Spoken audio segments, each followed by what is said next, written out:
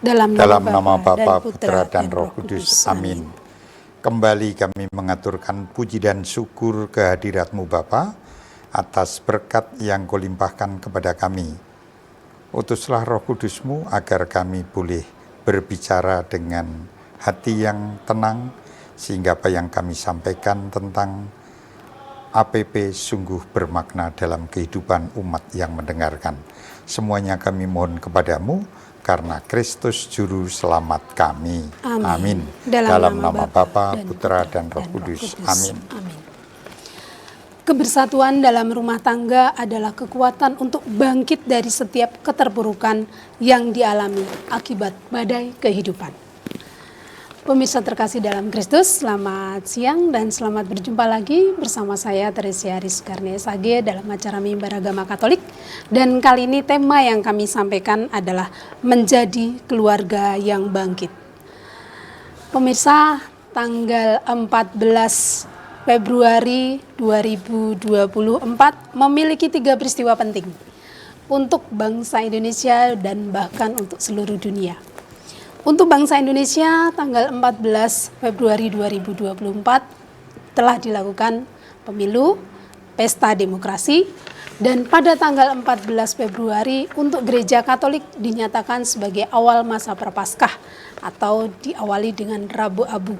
Bahkan untuk seluruh dunia pun juga menyatakan 14 Februari itu untuk anak muda selalu merayakannya sebagai Hari Valentine Day. Dan kali ini sebagai narasumber kita adalah tidak asing lagi tentu, yaitu Bapak C. Mujito selaku Ketua FKUB Kota Jambi, Wakil Ketua FKUB Kota Jambi, dan juga sekaligus sebagai tokoh agama Katolik. Selamat sore Bapak. Selamat sore Ari. Apa kabar Bapak? Puji Tuhan, sehat, sehat selalu. Baik, luar biasa. Hari ini kita berbicara tentang menjadi keluarga yang bangkit. Ya. Nah, sebagai tema ini tentu memiliki latar belakang. Ini adalah tema untuk aksi puasa pembangunan tahun 2024. Betul. Nah, sebagai pertanyaan, apa yang menjadi latar belakang sehingga tema ini dimunculkan? Silakan monggo. Terima kasih atas pertanyaannya. Ya. Selamat sore Bapak, Ibu, dan saudara-saudariku semua. Sesuai dengan buku Arah Dasar yang sering disebut Ardas Keuskupan Agung Palembang, halaman 38 dan 39, Bapak Uskup Agung kita, yaitu Monsinyur Yohanes Harun Yuwono, sungguh menyadari akan adanya krisis yang dihadapi keluarga-keluarga di saat sekarang ini. Nah, krisis itu meliputi yang pertama, krisis kesetiaan.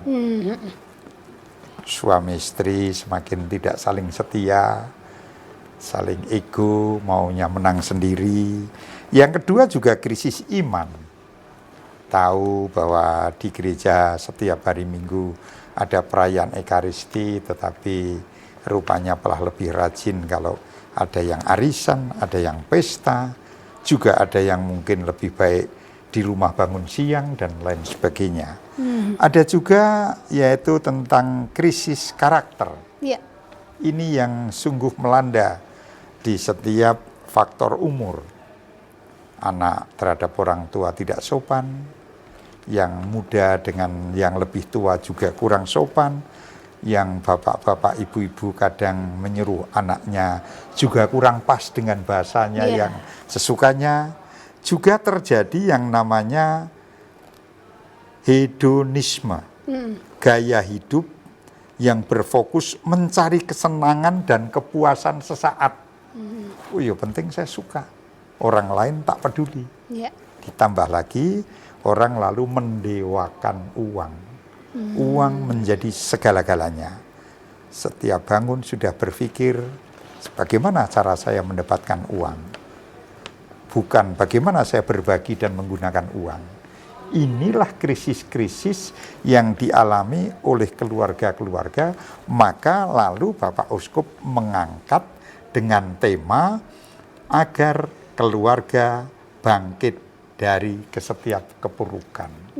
Demikian dasarnya. Iya, baik. Nah, masih berkaitan dengan tema ini, Iya. menjadi keluarga yang bangkit. Tentu memiliki maksud juga selain latar belakang. Apa Betul. maksud dari tema ini dan kepada siapa sebenarnya tema ini mau disampaikan? Nah, sebenarnya kepada semua yang saya sebutkan tadi, agar yang dari krisis iman menjadi beriman, dan imannya itu tidak sekedar dalam KTP, Iya. tetapi dalam kata-kata, dalam perbuatan yang boleh disebut diejawantahkan dalam hidup sehari-hari. Iya. Orang beriman itu biasanya pasangannya ya berilmu, yang berilmu juga beriman. Nah sekarang itu kan banyak sekali orang pandai, orang berilmu, tetapi baru sebatas beragama. Nah Bapak Uskup berharap agar bangkit dari yang kurang baik menjadi baik, Iya. yang kurang berkarakter menjadi karakter. Nah ini tanda-tandanya bangkit dari itu. Yang tadinya nggak setia menjadi setia. Setidaknya kalau mau berangkat kerja, ibunya, istrinya di rumah, yo pamit. Ma, berangkat dulu ya, syukur salaman. Itu hal yang, Dari hal sepele. yang sepele, tetapi sudah tidak dipedulikan lagi. Aku yo aku, kamu yo kamu. Inilah maka bangkit dari yang jelek-jelek itu ditinggal dengan pertobatan untuk menuju ke yang lebih baik. Begitulah arti bangkit Iya, itu. baik, terima kasih. Nah, tema ini tentu berkaitan pula dengan tema APP. Iya, Iya, betul. karena betul gereja sekali. Katolik itu memiliki tradisi bahwa di dalam momen-momen masa Prapaskah seperti ini ada pertemuan-pertemuan rutin Iya. yang dilakukan dalam satu masa Prapaskah, pertemuan mingguan. Iya, Nah, betul.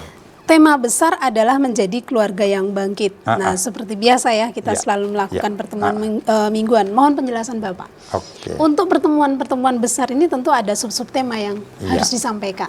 Nah, monggo penjelasan Bapak bagaimana, apa sih sebenarnya isi dari sub-sub tema tersebut dan sekaligus apa yang menjadi landasan kitab suci dari sub-sub tema tersebut. Baik. Silakan monggo. APP, Aksi Puasa Pembangunan. Ya, Itu dimulai Rabu-Abu nanti sampai pada Jumat Agung, oh ya.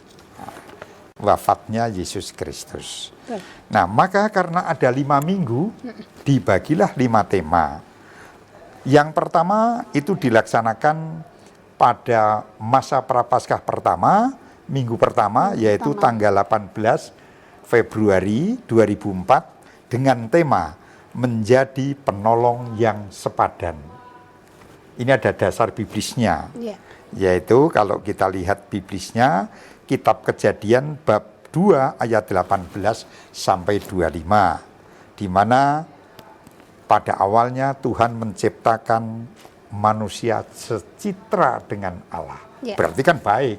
Ya.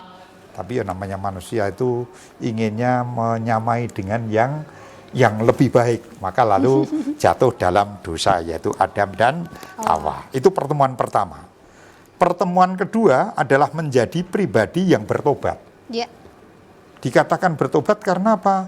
Karena manusia itu karena egonya, karena maunya sembarang tadi, krisis tadi, diharapkan dalam pertemuan kedua yang bersumber dari 2 Samuel 12 ayat 7 sampai 23, ini cukup panjang. Ya. Di sana mengisahkan kisah Daud yang diberi kepercayaan oleh Allah menjadi raja. Raja yang sangat bijaksana. Tetapi lama-lama Daud lupa daratan.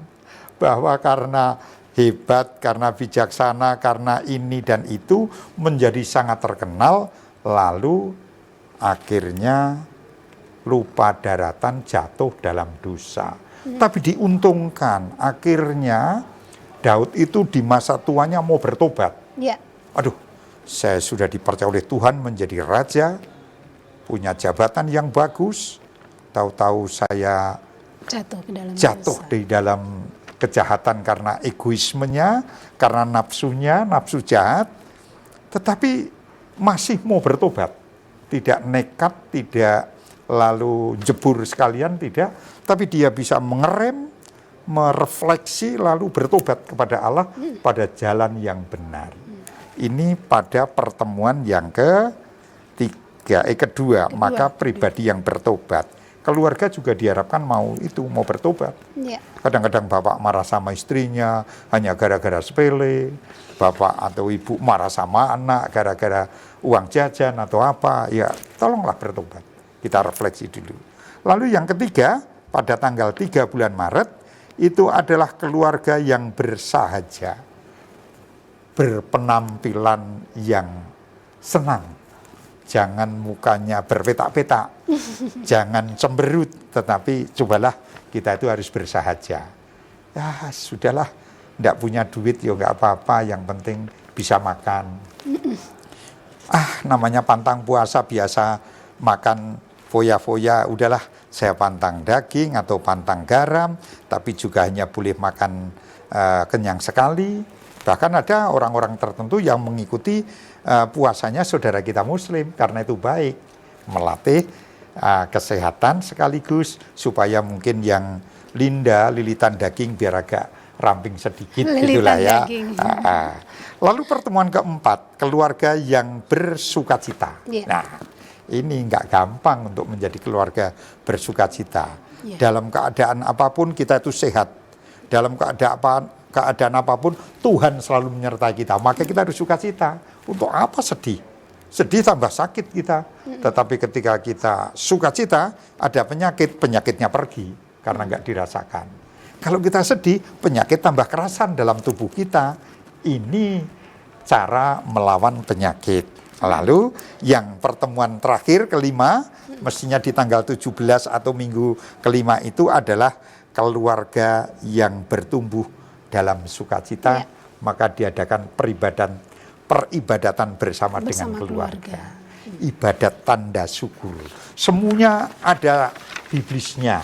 Yang keempat tadi biblisnya bagus sekali karena diambil dari Injil Matius bab 5 ayat 13 sampai 16 tentang garam dan terang. Kamu adalah garam dan kamu adalah terang. Makanan yang tidak pakai garam hambar.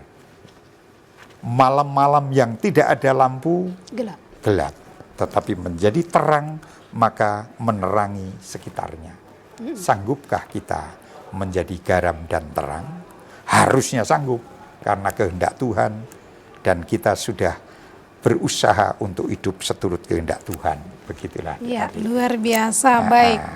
Sebelum nanti kita berbicara jauh tentang garam dan terang dunia, saya ingin bertanya terlebih dahulu bahwa di dalam satu rangkaian dari masa Rabu-Abu hingga Jumat Agung, kita biasa menyebut dengan istilah retret agung. Retret agung. Nah, mohon penjelasan Bapak, apa sih yang dimaksud dengan retret agung ini? Silakan, baik. monggo. Disebut retret agung karena retret itu biasanya 4 hari, ada yang seminggu, apalagi rekoleksi sehari. Gitu. Tetapi ini dimulai dari tanggal 14 Februari, nanti berakhir di, kalau tidak salah, akhirnya itu pada tanggal akhir Maret itu ya? Akhir Maret, pertengahan Maret lah, 40 hari. Karena minggu kelimanya 17 Maret. Gitu. Nah, 40 hari.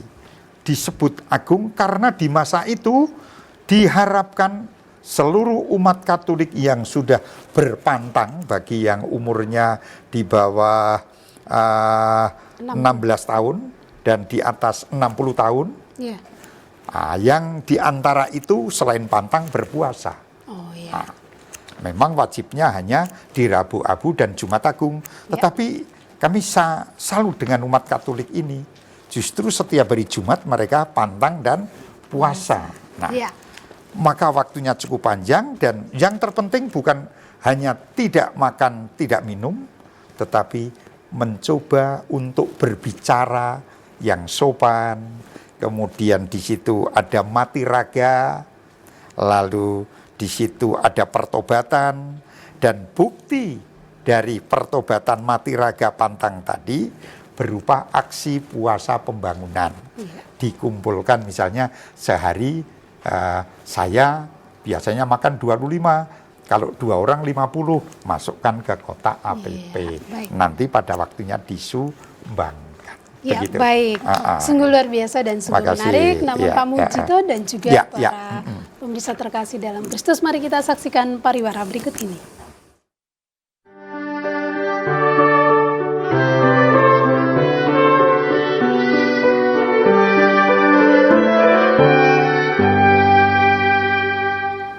Pemirsa, mari kita lanjutkan perbincangan iman pada sore hari ini. Baik, Bapak tadi sudah menyampaikan tentang rentang waktu dalam masa retret agung. Nah, ya, sebagai isi dari istilah retret agung itu sebenarnya apa saja? Silakan monggo. Jadi yang pertama tadi retret agung, contohnya karena kita masuk pantang dan puasa, masa tobat itu. Betul. Lalu ditandai waktu hari Rabu Abu, didainya umat Katolik seluruh dunia sama. Ditandai dengan abu sambil ada kata-kata percayalah kepada Injil bahwa kita berasal dari debu maka akan kembali menjadi debu. Nah, itu mulai pantang puasa sebagai bentuknya, nanti kegiatannya macam-macam. Ada jalan salib, lalu ada tadi renungan APP, lalu selain renungan APP ada jalan salib, dibuktikanlah dengan korban. Korbannya mati raga, hasil mati raga dikumpulkan. Maka anak-anak sekolah di Saverius setiap hari Jumat pagi itu diadakan kegiatan APP. Yang anak-anak dikumpulkan di sekolah, yang keluarga-keluarga dikumpulkan di paroki. Hasilnya nanti dikumpulkan di keuskupan. Dari keuskupan masing-masing dikumpulkan ke KWI, ada yang namanya Yayasan Karina. Yayasan Karina ini dari hasil APP ini diantaranya nanti diperbantukan kepada saudara-saudara kita yang kurang beruntung. Misalnya ada korban bencana alam, entah kena banjir, gunung meletus, atau yang terakhir ini di daerah Nusa Tenggara Barat itu stunting yang cukup banyak. Kebetulan Presiden Karina di Indonesia adalah Monsinyur Emeritus Aloysius Sudarso.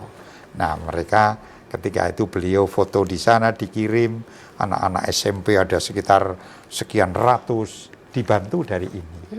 Inilah guna aksi nyata APP, aksi puasa pembangunan. Aksi itu ya kita memberi, tidak perlu banyak, tetapi yang terpenting ketulusan. Tapi bisa dihitung kok, kalau dalam keluarga 5 atau berempat bersaudara, ya kalikan sekali makan berapa, yang bapak ibu sudah 50, nah itu 1 minggu. Nah, kalau kali 4 minggu 5 minggu kan ya lumayan. Nah, itulah kira-kira. Nah, kemudian sebagai umat Katolik atau keluarga-keluarga Katolik, kalau bila ini dikaitkan dengan tema menjadi keluarga yang bangkit, kita sebagai keluarga-keluarga yang harus bangkit untuk menanggapi tema APP ini, atau tema bukan hanya sekedar temanya, tapi masa retret agung, kita harus menyikapinya bagaimana?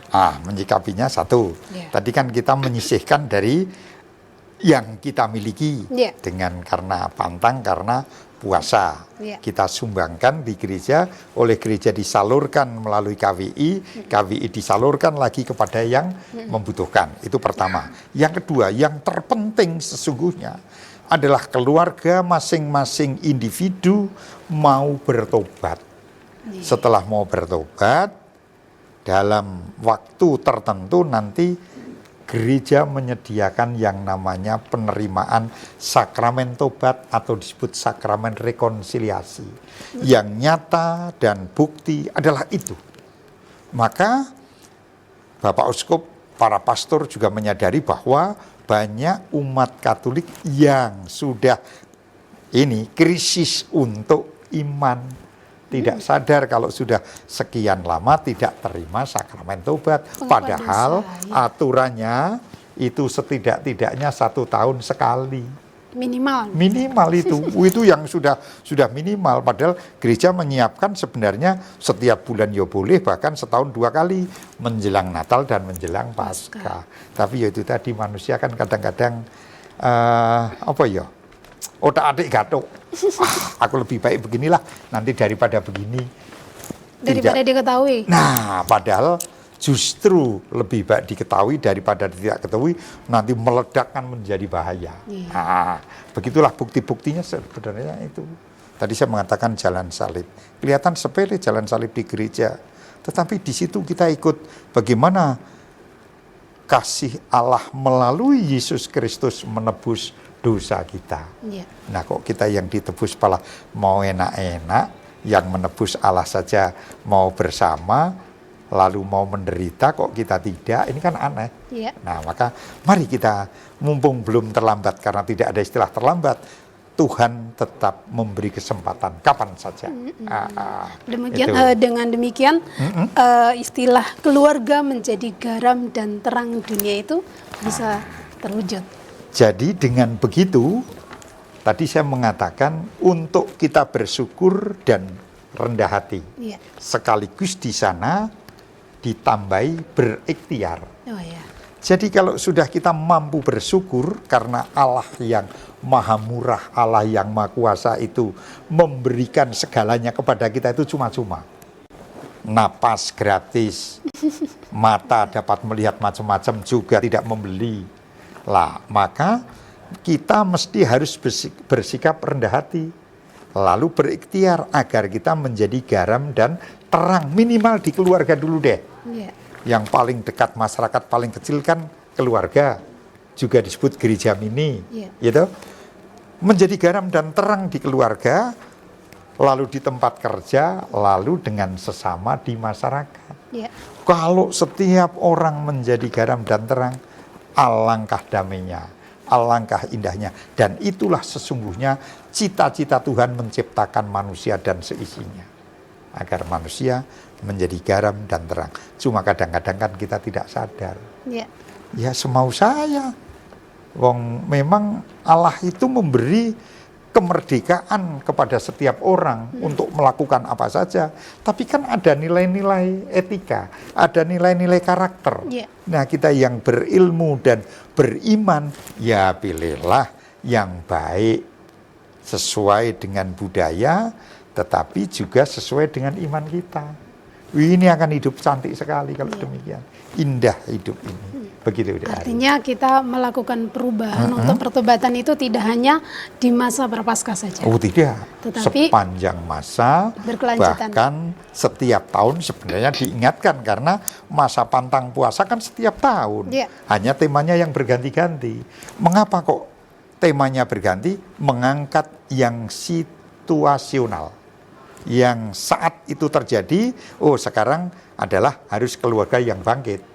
apalagi ini menjadi tahun keluarga. Nah, apalagi ini di Keuskupan Agung Palembang, menjadi tahun ini keluarga. dijadikan tahun keluarga, punya tema sub-sub sendiri. Begitu, ya. Iya, luar biasa.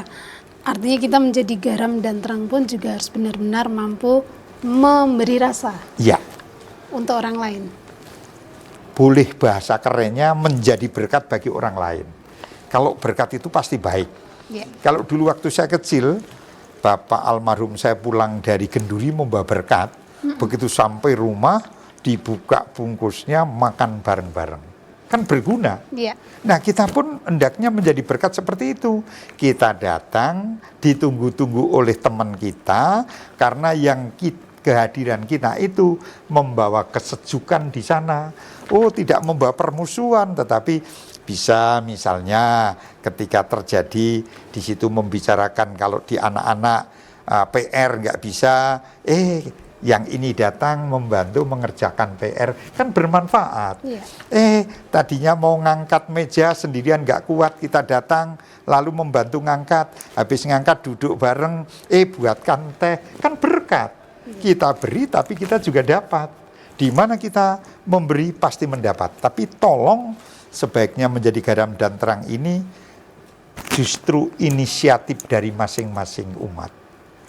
Memberi dulu. Jangan minta dulu, jangan menerima dulu.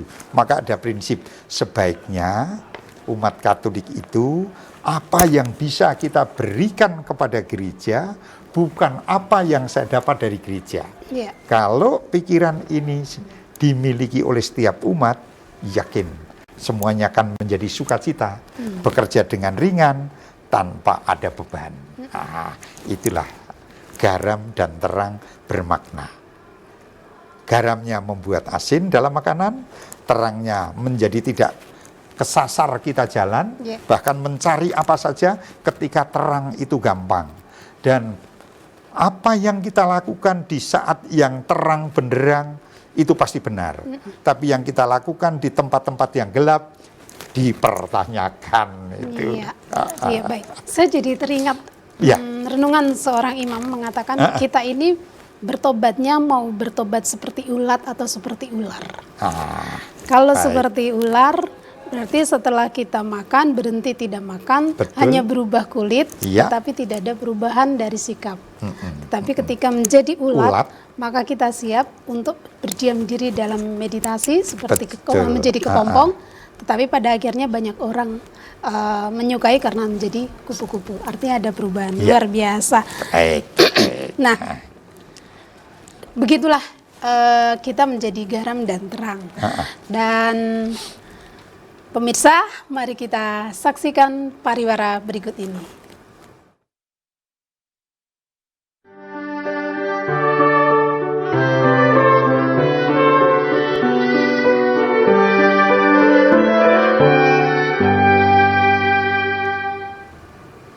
Pemirsa, mari kita lanjutkan perbincangan iman secara singkat. Baik, Bapak.